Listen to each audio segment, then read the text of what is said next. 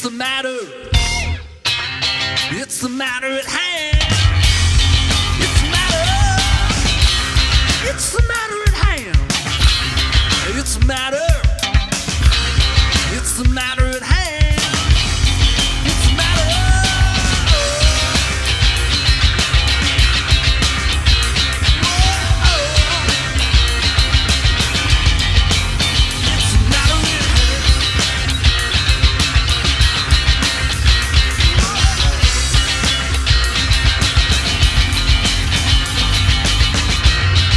You settle down, you're acting responsible. You remember her, and you remember yourself.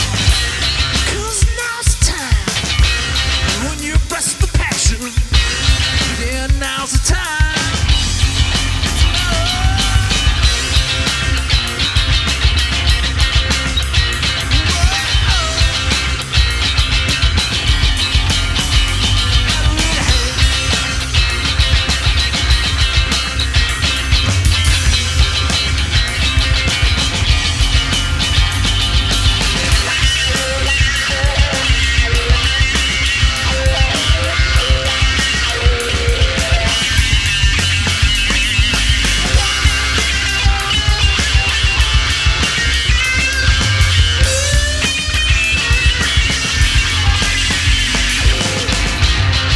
There is no wrong, and there is no right. You mess with me, I get you back to it, baby. 'Cause it's a matter at hand. It's a matter. It's a matter at hand. It's a matter.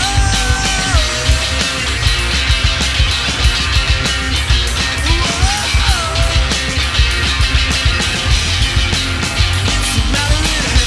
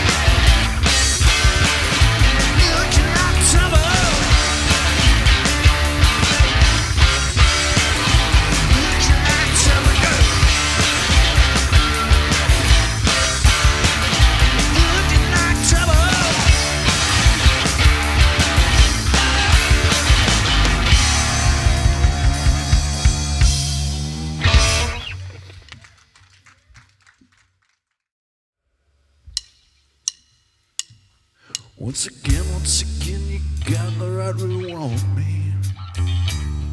I'm grabbing a seat, I'm taking a number. I know exactly who I am, and I know exactly where I am, and I know just where I'm gonna wind up someday. Without ever thinking you're just you.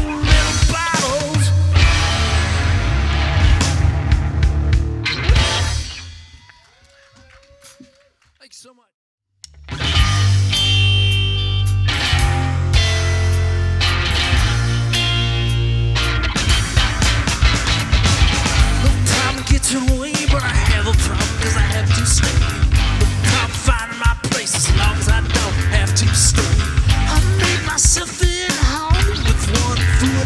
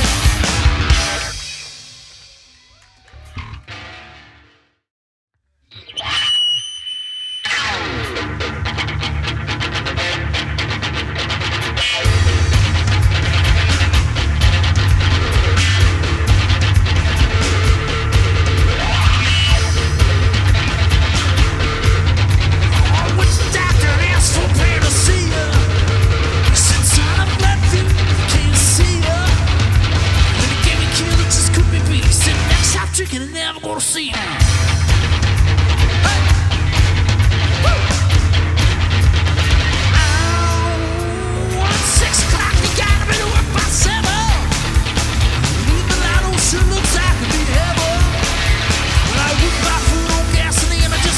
Drinking and never go to sleep and just never stop drinking. Never stop drinking. Never stop drinking. Never stop drinking and never go to sleep.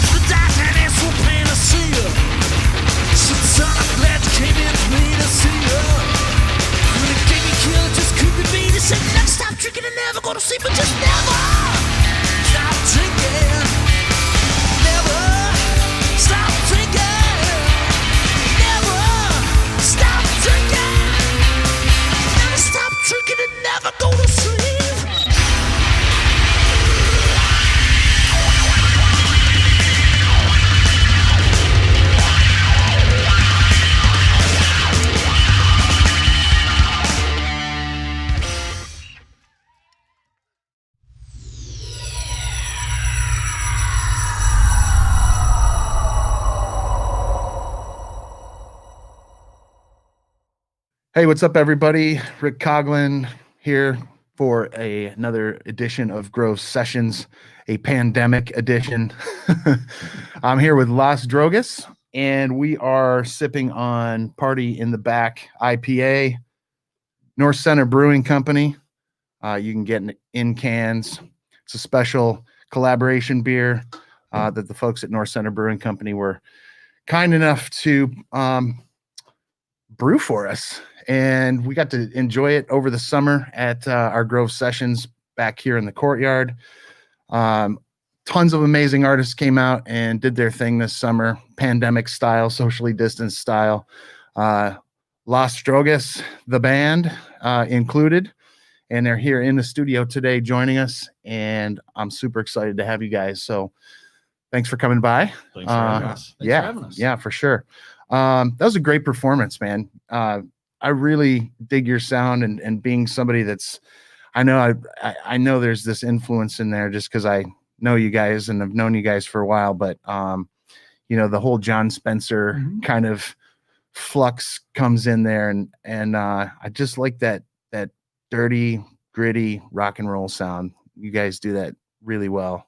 And I know it was like the first time that you guys had performed together in a while. That was like a tight turnaround, right? Yeah, I felt like we were kind of rusty because thanks to the pandemic in 2020, we had a bunch of shows booked, and of course a bunch of them got canceled. And then this Grove thing was kind of like a ray of hope because we were able to play an excellent performance. The weather was great. Yeah. The other bands on the bill were great. But I was almost kind of like, oh man, this is such a great opportunity. I hope we don't sound too rusty. Yeah. But at the end of the day, it was kind of like, well, it was like riding a bike. It's this good old rock and roll, which is what we specialize in. So, we didn't feel like we're as rusty as we could have been. So You didn't come off rusty to me, and I've seen you guys play before, so Thank you. it was a Yeah. super fun set, and it's great being able to go back and like, you know, the live stream was obviously out there. We did, you know, live streamed all the performances, but you know, we had another videographer, Tim Blackman, capturing everything in 4K. So he does an amazing job, and then Taylor Greensheilds from Fundamental Sound Company doing the mixing and mastering, so it sounds great. So if you're just catching this broadcast now and you didn't watch the performance, go back and watch the performance after the full stream is up, because and put on some headphones or make sure it's going through some good speakers, because that's the best way to experience Las Drogas. So we're very happy with the audio quality. Tim and Taylor are awesome. I always love working with those guys. They're such nice folks, and they know their stuff. So the tone was captured very well. Yeah, that wasn't even our actual gear, that we were borrowing Grove stuff, but it still sounded wonderful. Yeah. And I was well, your honored to fingers play do for the your- walking at the end of the day, right? Yeah. So we just showed up with our guitars plugged in, but everything sounded good. So the gear here at Grove is excellent. Yeah, I was able to play through your vintage Fender, which sounded, I'd never played through before, but as it's soon a as I great plugged amp, in, I was isn't it? like, oh, this will work. out This'll very do. well. Yeah, This'll do. Yeah. Yeah. What is this? Some old piece of shit from the 60s? God. Nope. You know me. I'm a Fender man. I love those Fender amps. Yeah. Those, I don't know. The deluxe reverb can sometimes be a little unforgiving, but I don't know. I've gone back and forth between that and a pro reverb for many years. Now I got rid of the pro reverb, just strictly deluxe. But Wow. Cool. yeah, sometimes you thin the herd a little bit. Yeah. Keeping it simple. But yeah, getting back to that one point. So we played September 19th here in the Grove Courtyard, but that was the first time we had done a public performance since Middle of January, we played at the Blind Pig with 4 other bands that night. there were 3 other Three other bands. bands, Yeah. We played with some pretty hard rocking bands. One of the bands that we played with at the Blind Pig played that same Grove party. That was Edison Hollow. Oh yeah, And they're Those guys very are great. good. those guys rock. Yeah. Even if you're not sure if you like metal, those guys do it very well. Like you can't help Yeah. into what they're doing. They're really talented. But yeah, so we played this rock and roll show at the Blind Pig, and we were, I guess this happens all the time when you play music like we do. We'll get lumped in with mellower bands, we'll get lumped in with really heavy metal bands, but we still manage to hold our own because it's just good old rock and roll. Yeah. And it's got that grit there. So nobody ever, it's like, well, what are you doing here kind of thing. So Right. we try to blend in, but do our own thing at the same time. But yeah, we played this really cool show in mid-January of 2020. The pandemic was not even really a twinkle in our eye quite yet. And we're looking forward to a great year because in 2019, which is really, that was when Las Drogas was rebooted. We kind of formed Voltron because we got Brian on drums, and I was confident. I was like, all right, this is the drummer that is good for the band. Like this is what we need. And then I pulled in my brother Eric because I wanted a bassist, and Eric and I have played music together since we were kids. Yeah. So we kind of know what's going on. We almost have this nonverbal communication Oh, I bet. for that type of music. So I just tell him what key it's in, and I can kind of, And then it's go time. Yep. And, so That's yeah, awesome. So we played that show in January. We didn't even know what the rest of the year would behold, but I think you had at least 3 or 4 other gigs booked in the spring. Yeah, and all that just went away. Mhm. I know we had one booked right as I remember having a conversation with you on the phone where we had a gig that weekend, and we were like, we're still so fresh and trying to figure out how to even feel about the severity of the pandemic. So this was like March. Yeah. Yeah. And I can't remember where it was, but it was Detroit. We had It was a Detroit. Armageddon beach party. Yeah, That's what it was. We actually Oh, had yeah. a show that Friday, the 13th of March, and we actually canceled it because that's when I was sent home from work Yeah. to work from home. And I remember we were on the phone, it's kind of like, I don't know if driving into Detroit to play this show right now is a good idea when everything's getting shut down. So Yeah. that was the first time we had to cancel a show, and I don't know how long. But Yeah. we did it for what we felt at the time was all the right reasons. And but the show still went on even without you guys, though, huh? It did, yeah. Yeah. In Yeah. hindsight, we made the right choice, I think. Probably. Yeah. But yeah, that was like probably the first awakening type moment of being like, crap, like this is Yeah. not gonna be just a short ordeal, like Yeah. I had the the same experience. I was up in Grand Rapids when stuff started getting shut down, and I was at a conference. At McCall? Yeah, I was at it's like a ed tech conference or whatever, and You so and I have hung out at those a couple times. definitely always a fun time, but we were kind of like, we weren't sure what, I mean, people weren't in Grand Rapids. I mean, it was like full force. I mean, we didn't realize what was happening until we were, and we're like on a limo bus with a bunch of people, and we're going to like different, we're like bar hopping around and stuff and going into all these places.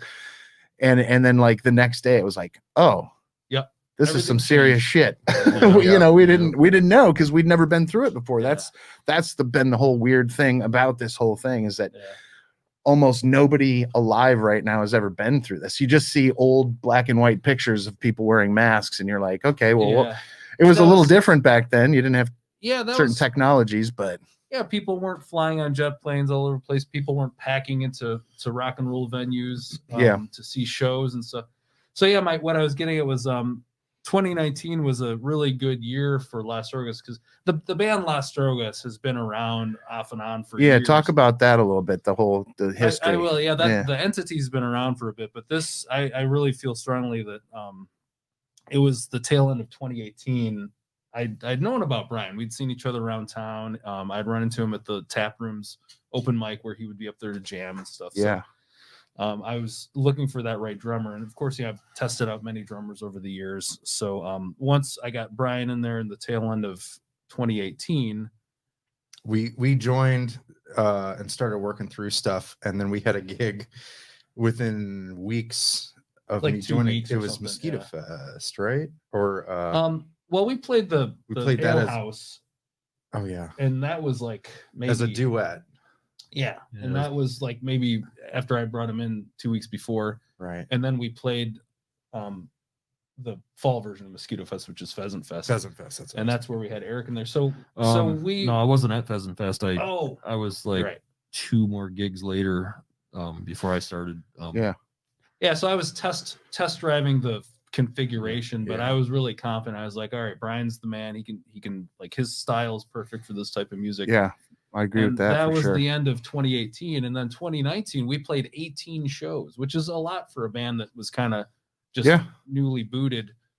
So for 2020 we had a lot of high hopes, and we would have, we had a lot of shows on the books. So we're not sure what 2021 is going to hold. We're expecting we'll probably play a lot of outdoor events. Hopefully.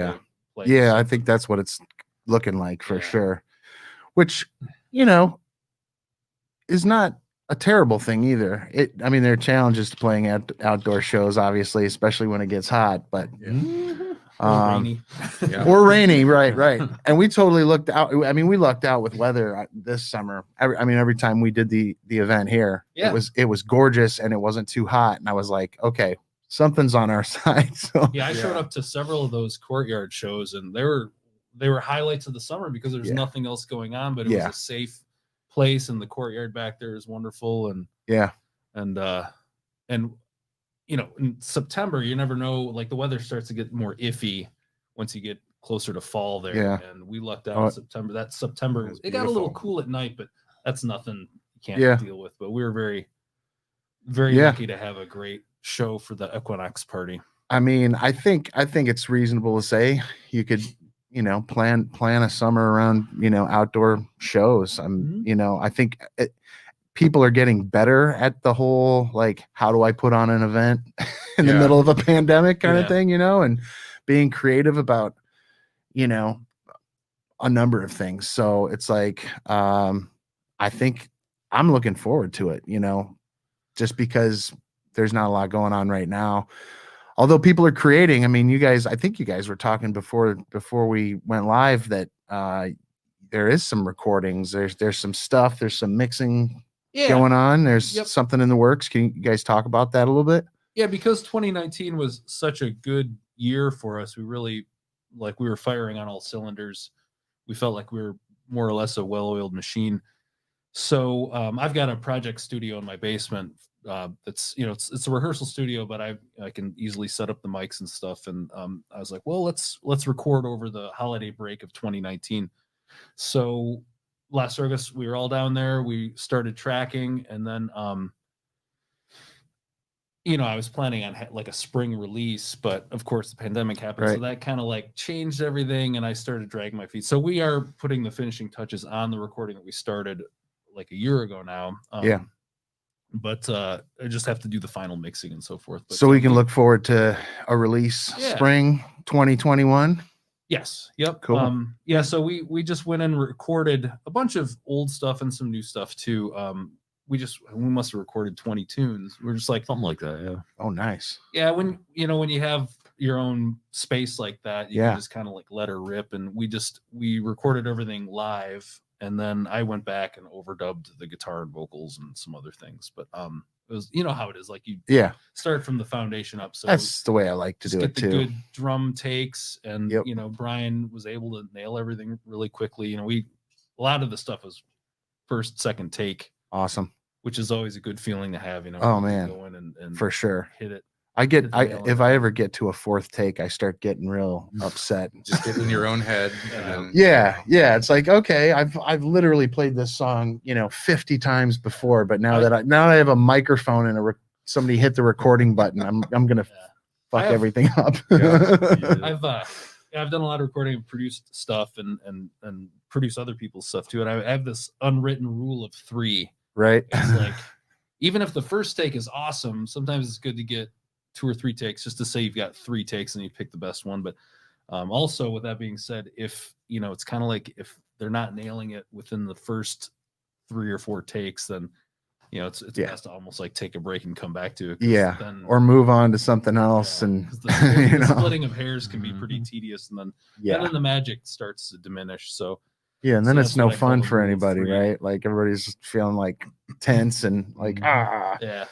that's how I feel like that show, the Equinox show that we did here, was because there was a gap between the previous show and that show that was big enough that it was like, okay, we're either going to be rusty or there's going to be that little bit of extra nerves, which I think is a good thing. If you can catch it at the right point. And then I think that's what we ended up with, was we were sort of heightened enough that it was like, oh yeah, muscle memory's coming back. So that made it a lot of fun. But I think if you were in any of our minds during that show, it's kind of exploratory too. Like, we are doing this right? Everybody's like, I so know that feeling too. Yeah. I know exactly that We feeling. had 1 or 2 rehearsals, like from that January performance. We only had 1 or 2 rehearsals in the months leading up to that Okonex party. So it was like riding a bike, and felt good to kind of just be able to get back up there and whip it out. Yeah, no doubt. Prior to that, doing the string of shows that we had in 2019, it got so dialed in, which is nice because then you feel more relaxed on stage. It doesn't have to be so cerebral where you're anticipating changes or anything. So that's kind of like where we were. And then, given the time off, it's just things kind of spread out a little bit. So what kind, like, I'm always curious what people do, like, in that situation, right? Like when you're, maybe you haven't played in a while, but like you do know these songs really well. The muscle memory comes back, but like, are there any like pre-show like strategies that you have, or any kind of things that you guys do? I always like to share that with people if you do, or is it just kind of? I've got a very bombs away attitude. It's like military. I just kind of suit up and grab my guitars and go into battle. And I mean, right. I play a lot of music in a lot of different bands, and I have for years. For sure. To me, it's just like, just dive in head first. I'm just try to be fearless, but at the same time, I know I'm not going to totally blow it. Right. Just good feeling to have at this point. I like the analogy, just like the military analogy, just suit up and go in kind of thing, for sure. Yeah. Sometimes, you know, my brother, here's another thing about the band. My brother Eric, he lives over an hour away. Yeah. So he's not local, whereas Brian and I live blocks away from each other right here in downtown Ypsilanti. So what we'll do is sometimes we'll meet at my place at the studio, and then we'll put together a quick rehearsal just to knock the dust off of it. Right. And then we'll go. So that's I guess a ritual, but it's for very practical purposes. Yeah. It's like, all right, let's warm up. Yeah, It's usually best if we have at least one warm up before the gig, and then in my own brain, usually it's like once we get through the first song, then the second song on where I'm like, all right, I'm good, you know. Yeah. Yeah. But that's just me. Yeah. No, that's cool. Usually, if you have a snag in a gig, it's not typically so much performance related as it is just who can you hear everybody? Yeah. You know, from behind the drums, that's always kind of a thing. Oh, yeah. Like, do you have a monitor? We were sort of reminiscing about some of the shows that we've done that we did in 2019. Yeah, 2019 we played 18 shows, and we played some really good ones. We played some hilarious Spinal Tap ones. But again, really? Yeah. So tell us about the Spinal Tap show. That's been our barometer for like we've had all these shows come up. We're like, well, at least it's not like this other gig we did. And they kind of get better and better. And we probably shouldn't name names. It wasn't so much us. It was just we found ourselves in this situation. We're kind of looking at each other like, we're gonna do this, right? the environment or the conditions were kind of like, it was like, how did we wind up here? And then of course all eyes on me because I'm the one that you booked the show. I'm the booker. Taking our style of music and then making it almost coffee shop entertainable is basically what happened. So that's hard. Super compressed. I've been there. Yeah. So we just all kind of looked at each other like, well, we got to do it. So let's just do it. And really, I mean, we did it. We did it. So did you have to pull out like brushes or anything, or did you just hit lighter? You were playing that really that compact little drum kit from the other band. So it was a supplied kit, you know, but it was one of these, like, it was a nice compact kit, but somebody spent a lot of money on it. But sometimes expensive stuff. Those kits don't sound anywhere near. Well, no, they just don't have for sure. And it was really specific that we weren't to bring any of our gear. So it's not like I had a cymbal in my car I could run out and be like, okay, now I can ride. You know, it was like this really little thing here and a little thing here. Wild. Yeah. So, that's a challenge. And some of the songs are fast. Yeah. You know, a lot of them are kind of fast. So it was interesting. But that was the Spinal Tap type ordeal where you just kind of go with it. And then you really appreciate when you get somewhere like the Blind Pig and you do your sound check. You can just let it rip. Oh, right. Yeah. Oh, we're good. The subs are like vibrating the stage. You're like, okay. The Blind Pig and you're not loud. It's kind of almost like that's the awkward, the inverse of that. But we're not going to name the name. We were asked a guy that I kind of know from the scene. He had heard the band and he's like, I'm booking for this winery and it's out in Irish Hills, like most of the wineries around here are.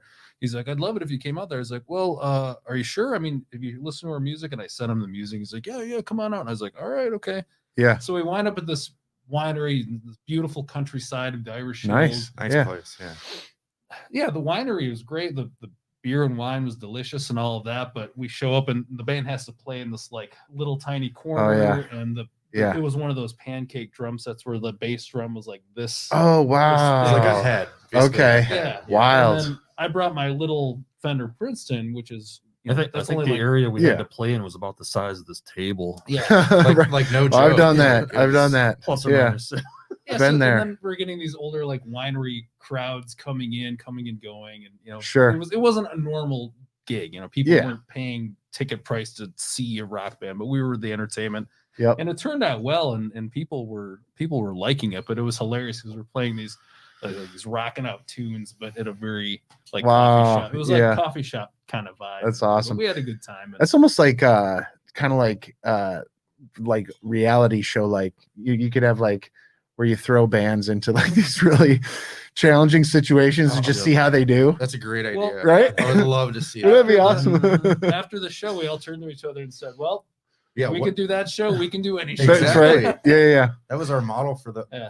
whole year. It was like there's no topping that. Yeah. So, Well, yeah. you kind of remind me, like listening to you guys talk about that gig, like if you've ever been to the Willis Show Bar in Detroit, Mhm.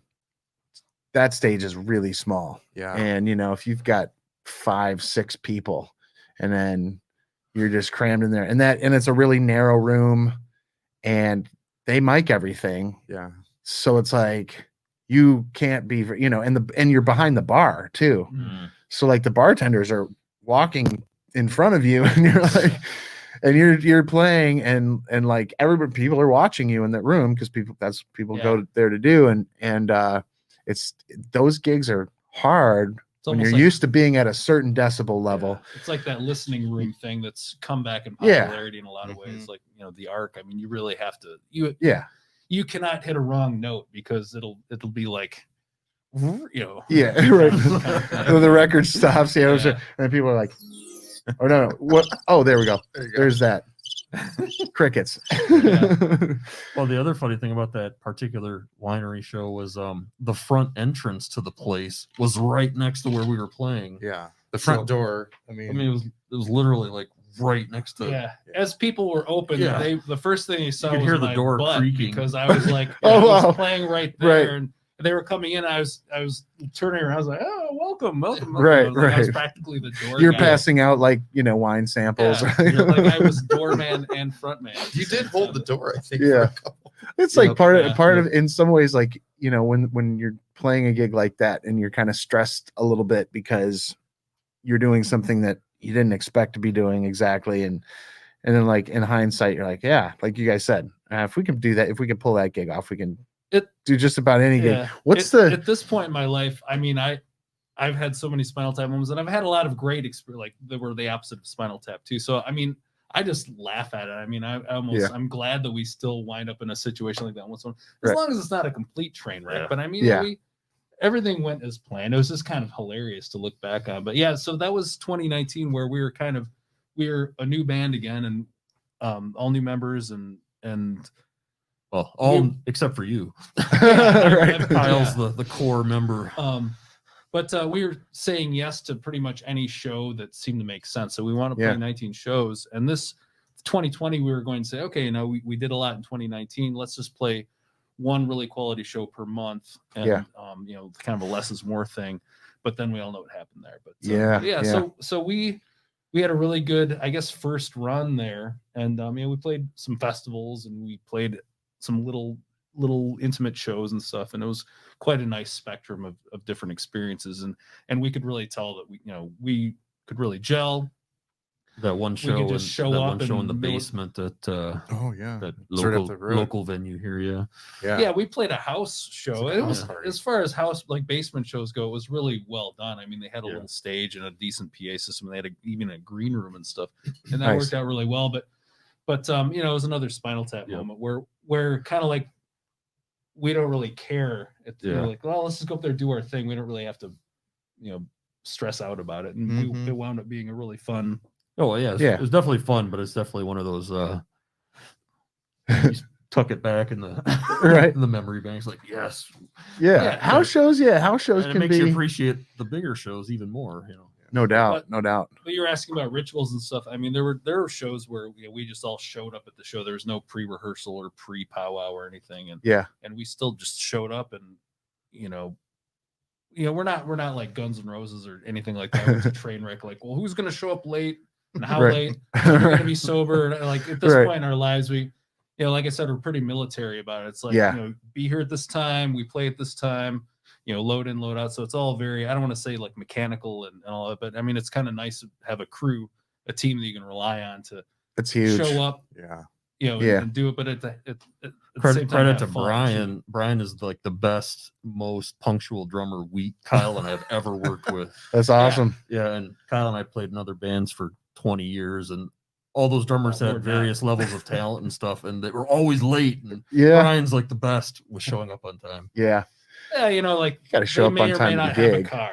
They They may got a or may lot to not set have their own up. drum Yeah. set. Yeah. The setup is You a got a drum thing. kit in your back seat. There's nothing worse than showing up late. And if everybody's up there, Oh, You yeah. got to go up and tweak all these things, and inevitably a wing nut fell out and rolled under your car seat, or Right. I like to eliminate variables as much as possible before a gig. Hell yes. Just take a look around, see what it's like. Well, and- Yeah. Brian's you've had a pro career, basically, that you've Yeah, we that you shouldn't- have those Shouldn't experiences. forget about too. that. Yeah. Yeah, I mean, Brian's got a pretty interesting past here. Yeah, Tell us I about want to hear about everybody's kind of musical past and stuff that you've been, you've done before and been working on, but that's a good segue.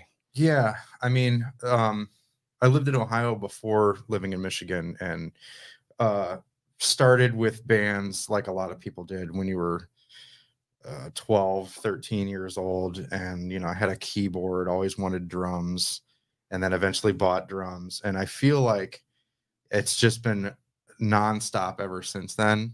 There was even a point, I'm 36 now, and I was like a point in recent years where I was like, I wonder if the music thing for me was just more of a fad, or if it was just something I wanted to do when I was younger. Yeah. And it clearly isn't, which Right. is like weird to like come to that realization this much later, Yeah. that like this isn't going anywhere. Like, Right. I always feel like I have to just Yeah. go. get that. So, I've accepted that. But yeah, one of the bands that I was in for a long time, we were a band for probably 8 years. We ended up, long story short, getting a touring position with Bang Tango, Faster Pussycat, and LA Guns. Nice. So we were on, we had 2 tour buses that we took off with them and did this loop of shows that was, if anything else, like, first of all, very cool, something to have in the memory, No doubt. and the experiences. And it didn't necessarily end well because our bus broke down in Texarkana. And it actually broke down underneath a highway overpass that the 2 out of the 4 bands sat underneath for hours in the middle of the summer, and ended up spending the night at a truck stop, taking showers at the truck stop, and at one point sleeping in the back of a U-Haul. Because we had to unload gear that we brought. We had a trailer hooked up to this bus. Oh yeah. So we were trying to, at that point, we were like, all right, cover our losses. Let's find a way to get back to Ohio. Right. So we ended up stuffing all of our stuff into this box truck and driving it back to Ohio. So, I mean, part of that tour did continue on, but the majority of it that we were on, I mean, it was really neat. And every show was just so much different. And then seeing, how these guys who have been at this since mid 80s, The Faster Pussycat. I mean, guys. they all go through member changes and lineups and stuff. So one thing I definitely pulled from that is it's not so much a talent thing when it comes to having a successful band. It's definitely a personnel thing. Like, if you can work well together, talent will sort of evolve. So but over the years with that band, we were so young that when we got started, we weren't even allowed in the bars that we were playing because we weren't even 18 yet. Right. So we found a couple bars that would allow us to do all ages shows. And, so we're in high school, and actually 2 of the guys, I don't think we're even in high school yet. And we were playing these bars and packing them. Yeah. And the bars loved it because we could have this all ages show. Then everybody clears out. Then they could start serving more drinks and, dim the lights from there. But What was the name of the band that you toured it with? was Altered Ending at the time. What's weird too is like, this was cell phones and video stuff were kind of not quite a thing yet.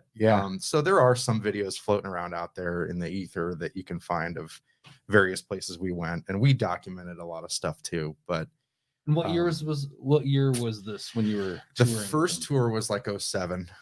So, again, we still had like a camcorder with us and just trying to do what we could.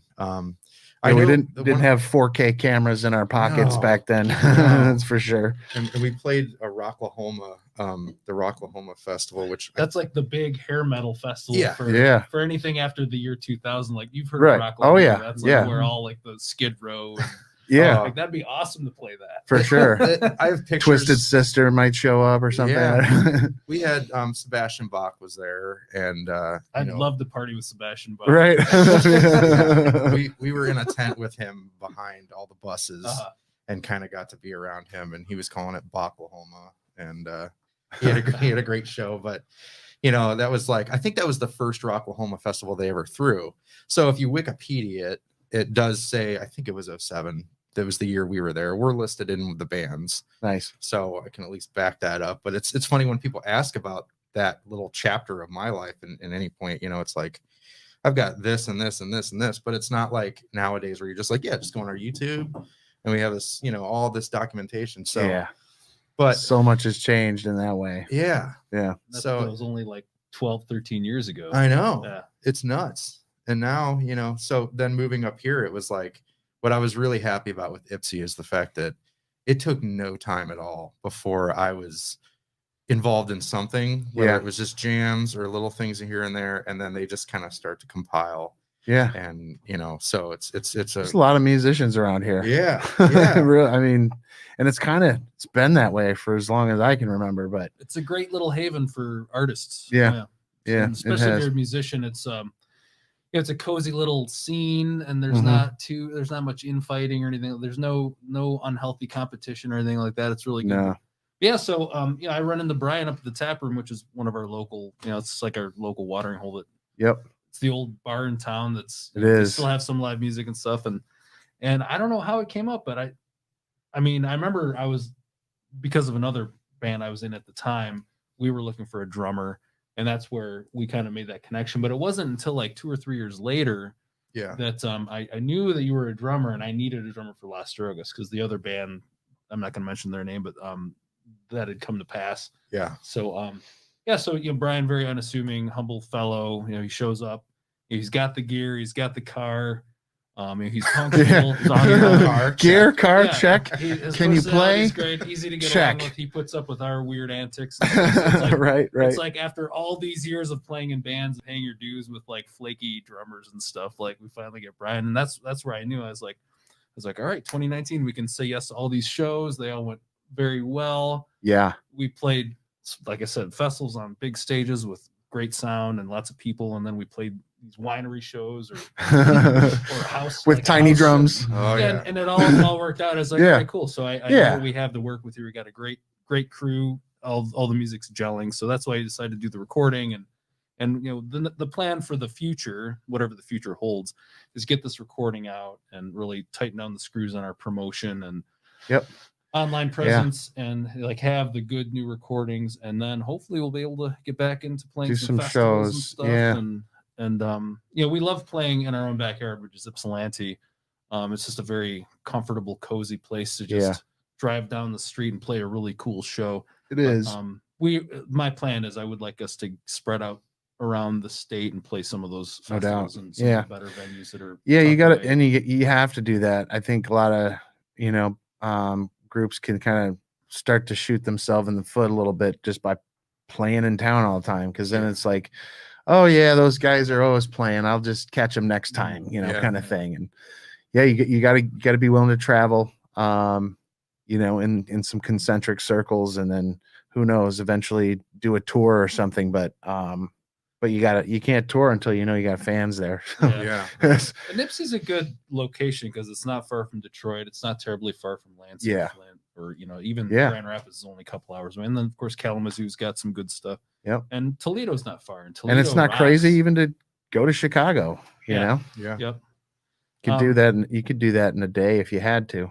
But one last thing I wanted to say about the whole Brian, because Brian's got this great story of when he was young and he played he lived the dream where he was opening for these bands that we've all heard of. No doubt. Bang Tango. That's super cool. Rocklahoma with Sebastian Bach from Skid Row. I mean, like, how cool is that? But I didn't even know we did that until after he was in the band and just kind of came up in conversation. And it was nonchalant. That's like, cool, man. I mean, I think I just started asking, like, well, what other bands have you played? He's like, oh, well, there's this one when I lived in, because he's from the Akron area. Right. So he's like, oh, from Akron. And just matter of factly, it's like, yeah, we went on tour and buses and opening for Faster Pussycat. And I was like, whoa, all right, that's way cooler a story I can tell. Anything I've done. He didn't lead with that, right? No, that wasn't his. That's cool. That's cool, man. When I first met him, so that was kind of neat too. Faster Pussycat, 20 years past their prime. Yeah, peak popular. They were a good band. It's just funny because it's like they were one of the top hair Yeah. metal bands from like the in 80s, yeah. 1989. Yeah. Yeah. And I'm not a hair metal fan, really. I mean, I like the stuff as much as the Yeah. next guy, but When it comes on though, it's you know, cool, I though. kind of like get, you know, I get a little fired up. It It's was- like oh, it yeah. was like the rock of the time. 80s I mean, it's metal. kind of Yeah, that was- iconic, That was my high school years. whether you liked it or not. Yeah. yeah, I mean, I like I just thought of this because, and that's why I said like D. Snyder, because I was watching the show Cobra Kai is like the spinoff of I like just the saw that Karate last Kid. night with D. Snyder in that. Yeah, and I was that's like, great. you know, because they're using all the music from back in the day for Yeah. this new show concept, and so like the songs come on, you're like, oh yeah, you know, whatever. Motley Crue came on. I think there's like a Motley Crue song in the last episode or whatever. Yeah. But they go to this show that what's his name? The bad guy Karate Kid, the Cobra Kai guy. Yeah. I can't think of his name, Johnny or something. Yep. And takes the kid to a show. He sneaks a kid into like underage kid into a show and hands him a beer. And Yep. D. Snyder's playing, and I'm like, how old is he now? You know, he's got to be in the 60s. He's got to be like in his early 60s or something. Or, And yeah, he he's probably looked like 60. the D. Snyder from back then. I mean, Yeah. obviously, like it's TV. You know, you're Yeah. far away, but like Still he moving really still good. rocking and- it. He yeah. looked good. I was like, He is an inspiration to all of us. yeah, man. D. Snyder. Who Those- knew? If I look as good as D. Snyder when I'm that age, oh wait, no, that's Seriously. everybody knows D. Snyder's like one of the ugliest guys in rock. Right. But that's he's with all due respect to D. Snyder. Yeah. But no, I heard a story that is probably an urban legend, but they all wore makeup. Was a Quiet Riot or whatever. Twisted Sister. Twisted Sister. Sister. Oh yeah, Shows how much I- they definitely But- wore makeup. The legend is that they wore makeup because D. Snyder was so ugly they had to like cover him up. Right. Oh man. Well, you think about the songs that all those bands wrote. You know, I'm a big Scorpions fan. Like, I Oh love yeah, the Scorpions. Scorpions are They've pretty, been around pretty dang great. and they've been around for a really long time. Well, the groups that are still doing it today from that era, they didn't write easy songs to sing. They didn't write easy songs Yeah. to play. Right. So you got to give those guys a lot of credit. You know, all this time later, if they're still doing it, Yeah. you know, these aren't like slow ballads, at least not most of them. So No. I don't know. That's a big tribute to those guys. Just the level of shredding alone, you know, Yeah. like Yeah. as a guitar player, I'm like, I never got into playing that style of music, like, but I appreciate what's involved, Sure. right? And everything, Mhm. not just the guitar, but the drumming and the singing. Yep. It's a pretty high bar to Yeah. set, you know, hitting those notes and then still being able to do that And the in Rolling your Stones 60s. are- Yeah. the Rolling without Stones are sounding like pushing- trash, you know, pushing it's pretty 80. amazing. Yeah. I'm Yeah. not saying the Rolling Stones are shredding on their instruments. But No. they're still playing shows and they're in their 80s. Yeah, Or that's- they're about 80, I guess. Yeah. 78, something like that. And then the drummer Close for the enough. Stones, I think he's 80. Yeah, Yeah. Charlie's the Charlie oldest. Watts. Yeah. So Yeah. I mean, I hope I'm still playing rock and roll when I'm that old, but Why not? it's going to be, Yeah, right. it's from what I hear, it's physically challenging. But the Rolling Stones have probably been like all their organs have probably been replaced with young people's organs. Getting blood transfusions and That's stuff. right. So that's probably why they're able to live Yeah, so long. They Healthy. get some kind of special serum injections that, you know, who knows what they have access to, but they're still doing it. But I like that, like you were talking earlier, like can you imagine not, like you've been doing it so long, you've been playing music so long, like how do you even imagine not doing it? Right. You know, it's just going to look differently. Probably it's going to look a little different Yeah. as you go, but Well, Eric and I started our first band when I was a freshman in high school, and we it's had awesome. been, What I'd was the been name? playing You guys guitar. remember the name of the band?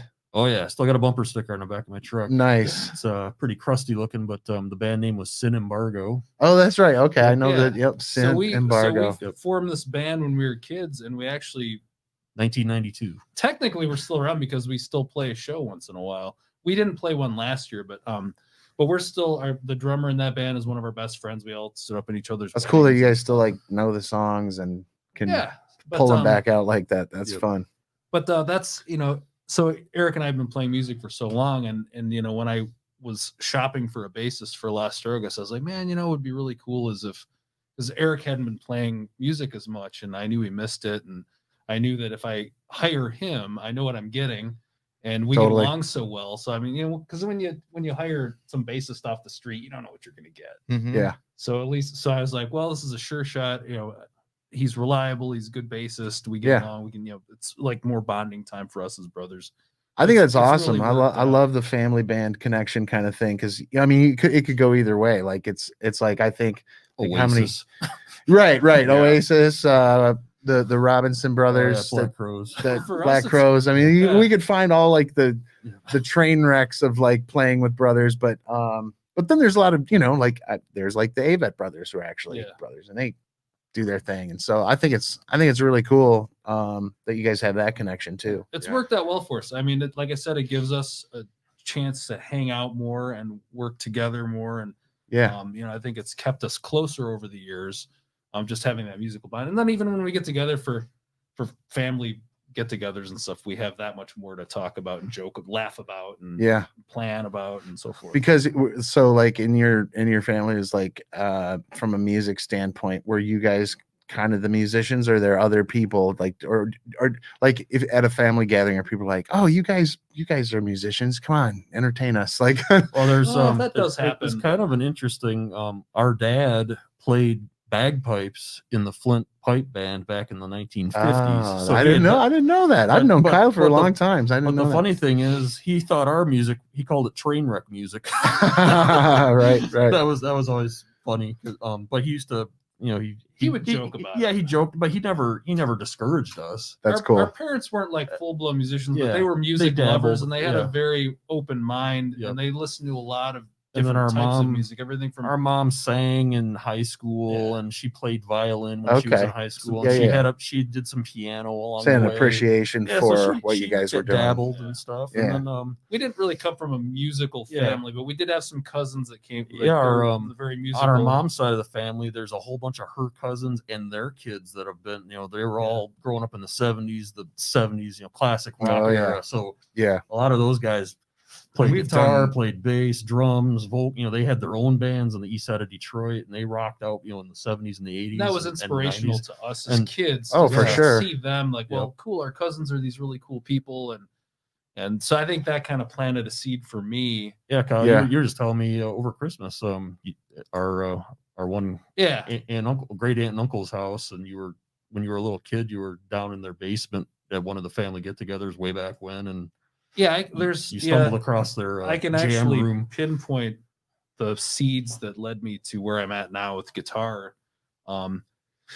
When I, as far back as I can remember, a little kid at relative's house, the old folks are around the table chatting, and the little kids are like, oh, this is boring, I'm going to go explore. Well, I went down into the basement, and that's where all like the drums and the electric guitars are. I just remember I must have been like 4 or something. I just remember seeing there was a Les Paul on a couch. Huh. And little kids like, oh wow, knobs and like Right. strings, and so that fascinated me. And then I remember a couple of years later, seeing Bill Haley and the Comets playing "Rock Around the Clock" on television. The famous black and white. Oh yeah. Yeah. Film reel that we've all seen. I was like, I saw that, I was like, that is cool. Right. I want to do that. And Right. then our mom, who was she wasn't a flower child, but she was from the 60s and all that. She had stuffed in the back of her closet. She never really learned how to play, but she had an old Silvertone acoustic guitar. So those three nice. pieces there, I was like, well, I want to play guitar because there's something about it that's cool. I can't quite put my finger on it yet, but it For sure. seems like a really cool thing. And there's one in the house. So I remember like digging it out, and that was kind of the Nice. And then of course pestering my mom for lessons for years before she finally caved in. Yeah, and it was I remember you were 11 when you started taking guitar lessons. But it took a while. I Yeah. think our mom was like, I don't know if this is a good idea. I don't know if he's serious enough, and I don't want him to turn into a rock and roller. Well, I was serious enough, and I did turn into a rock and roller. Right. Right. And I'm glad I did. But yeah, those Kyle are the for sure. three He things ground that- her down. Right. Yeah, and then when I was convinced, like, well, I play guitar, and the next coolest thing to do as a guitarist is to form a band. So I taught Eric how to play bass. Nice. Well, actually, then I I had bassist for I the had a rest of my quick life. little dabble in drums for like 6 months, and then it just, I don't know, it just wasn't. I mean, it was fun to hit stuff, but I just didn't get into it as much. And then Yeah. Kyle convinced me into, like, he was playing guitar. He's like, well, you can play bass guitar, and then we'll just go from there. And so he showed me kind of the rudiments, the Yeah. basic stuff, and then That's because I could actually teach Yeah. that too. Like I couldn't Yeah. teach anybody how to play Yeah. drums. So Yeah. I was like, I can So- teach you how to play bass. Yeah. so yeah, Nice. a couple of years later, Kyle was getting pretty good on guitar, and he just showed me enough on bass to get something going. And then a couple of your friends Yeah. started jamming with those guys a little bit, and that was the roots of Sin Embargo, if Yeah. you will, But- in Yeah. '92. One quick thing too, because he wanted to learn how to play drums. Our parents found a good deal on some vintage drum set. Back then, before vintage was cool. Like, Oh I wish I yeah. kept that. Yeah. Yeah, they Probably got worth some, a ton of money now or something Yeah. like that, Yeah, right? for $50, they bought some like vintage Ludwig kit off Oh, of yeah. some guy we knew, Yeah. Yeah. and we had it in the basement. We were No, jamming no on cymbals though. It was just Yeah, no it was cymbals, just the but- drums. that. Nice. We were goofing around on that, but we kind of decided, well, drums are cool, but that's not like we want a bass and guitar. But we've always had a drum set in the house, especially since we always wound up hosting the rehearsals. So with that being said, Eric and I can play drums too. I mean, we're not as good as Brian, of course, because he is a true drummer. Right. Right. But we play drums and stuff. Yeah, drums have always been the elusive instrument. I mean, and obviously, like, I haven't spent the time to do it, but I just feel so out of my element when I sit behind a kit. I marvel at drummers all the time, like, where I'm just like, you're using all of your limbs at the same time, and they're all doing different things. I'm like, there's just something in your brain that's like hardwired to like make that easier, because I can barely just use two hands when I'm playing guitar. Like sometimes it's like you also have to live with somebody who's very tolerant of a loud drum set. there's that. Yeah. Yeah. Now there's a lot of like cool technologies and stuff. Now I've seen like some of these kits that come out that like feel like you're hitting drums, but they're like Yeah, those screen. are really cool. I mean, they're probably expensive, right? But like Yeah. Those are fun though. it's aren't possible. I'm on a waiting list for one of those. Really? Actually, yeah, because of pandemic. Oh, sure. Roland. Production went Right. down. But the brains that those things come with now, and the playability of the mesh heads, Yeah. they're incredible. Yeah. Just constantly expandable. Was that too. V drums they call Yeah. them? Yeah, they've been around for a while, but they just keep getting better. Yeah. You know. And you can fit them in the corner of your room. Kind of Yeah. like they're easy. They're not as loud, so you can rock out.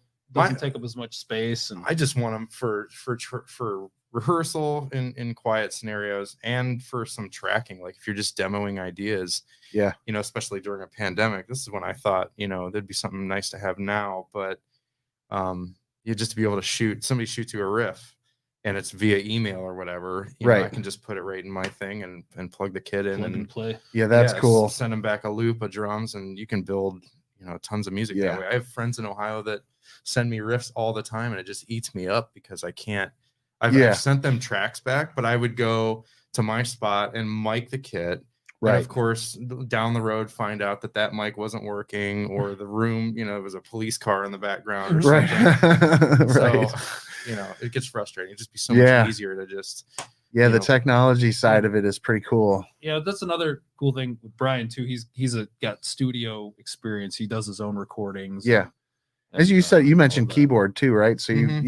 you can bang some things out on that just to at least Not really. notes. I mean, No. I like to do it. Yeah. That's about as far as I could say as far as skill is. Like I love playing keys and pianos and Yeah. stuff, but if as far as a technical standpoint, Sure. I get that. way. I'm kind of the same way. It's like I learned some stuff very early. My mom was a piano player, so it was like, okay, I can play chords. I Right. know enough to be dangerous or find some notes, but I'm not hopping on stage with keyboards anytime soon. Right, So I get right.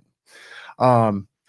It's cool. I love hearing your the backstory of how you guys kind of started, getting into music, and I love I love that you've been playing together for this time, and you have this momentum going on. And I know like everybody's kind of like everything seems up in the air. Like it's hard to plan your summer tour when you don't even know what that's going to look like. But I think we're all pretty sure we can do the outside shows and stuff like that. So I'm super excited to hear the recordings. So I can't wait to release those. To you guys release those.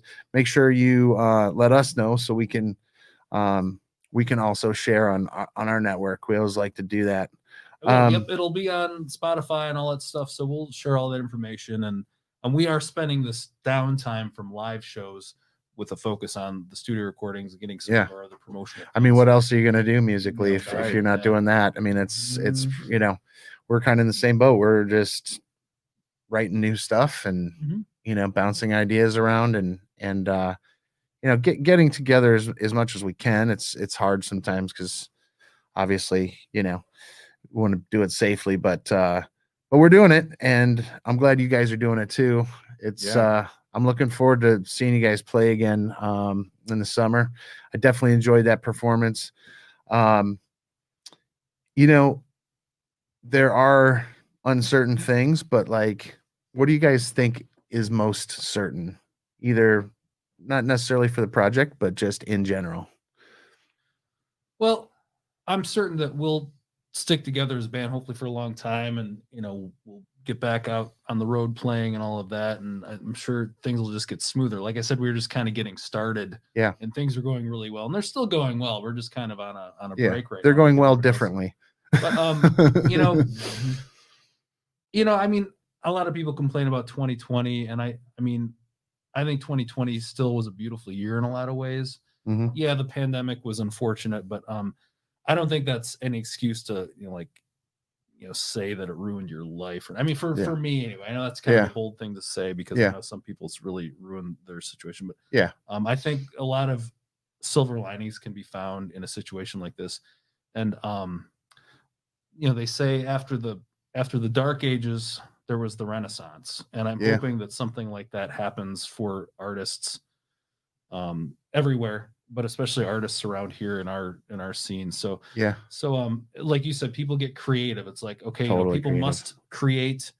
There's a pandemic going on that's restricted us in some ways, but how can we work within those parameters and restrictions and still think inside the box? So I'm certain that creative people will get creative when it comes to having an outlet for their art. So again, you know, I try to stay positive, and that's where I was going with the whole, like, 2020 wasn't so bad. Well, it was terrible in a lot of ways, but I mean, I found it to be very enlightening in a lot of ways, and that's why I try to stay positive about all of that. And I'm very positive that we'll get through this quickly. It'll be over before we know it, I hope, and we can all get back to some form of normalcy. But I think this adjust, we've all had to adjust. I think it will maybe create some good things that will stay, you know, be here to stay. For example, the streaming element. Which I was like, I don't know about the streaming thing. It's kind of lame. But then again, I've seen some really great streaming things. For example, Grove's been doing great stuff with streaming. Thank you. You know, rethinking events and rethinking how bands can operate. So I think that's what we can look forward to. Brian, what do you think? Definitely. And silver linings is kind of one of my favorite things as far as what keeps coming up in conversation about how bad things have been for a lot of people. A lot of people have died, you know, horrible things. But, you know, on the lighter side of things, like, this is the first time that really our society has ever had kind of like a glitch, you know, moving forward. For those of us who had to take time off work, I mean, for me, it was probably the first time I've ever had a chunk of time where I wasn't just strapped to a job, you know, moving forward. And, you know, I think for a lot of people, that downtime either sent them in one of two directions. You know, either they had a great relationship and it strengthened it, or maybe it was shaky and that this was the straw that broke it, you know?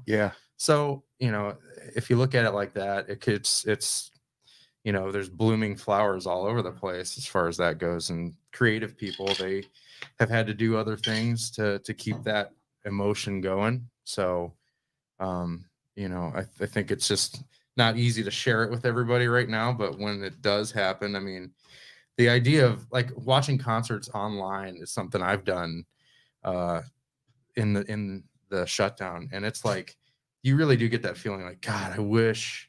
Now I really know how much I miss it. Because, right. You know, when you knew there was a concert in Detroit every weekend, it's like, yeah, well, I don't know.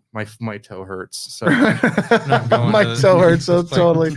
You know, but now it'd be like, who, where, really? Like, let's. So that makes me think too, that, like, you know, when people can reasonably attend concerts again, I think it's gonna. Yeah. I think Yeah. people are like, just sitting here as musicians, we're like, man, I can't wait to like just go to a show again, let Right. alone play a show. I think a lot of people are going to feel like that. I think it's Yeah. when it's safe again and more people can attend and all that, I think it's going to like It's just I think it's going to be pent-up demand. huge. Yeah, I Yeah. think there'll be more of a hunger, more of a fire. And like I said, that's what people are, rationalizing. It's like, well, after the dark ages, there was this resurgence of art and creativity and a renaissance. So The hopefully Renaissance. I happens like around that. here. And an environmental Yeah. standpoint too is, there's a lot less traffic No on the doubt. roads right now. I hope Yeah. that keeps up. I know Yeah. people have had to change the way they work. If they're able to work from Yeah. home, they can. But when you have that pause, you do look around, you're like, God, did we really need all that? Yeah. And all these places around the country, LA, they're like, oh my God, we can see the mountains now because there's not as much smog. Or, Isn't that crazy? Yeah. Yeah. They're talking about whales in Hudson Bay.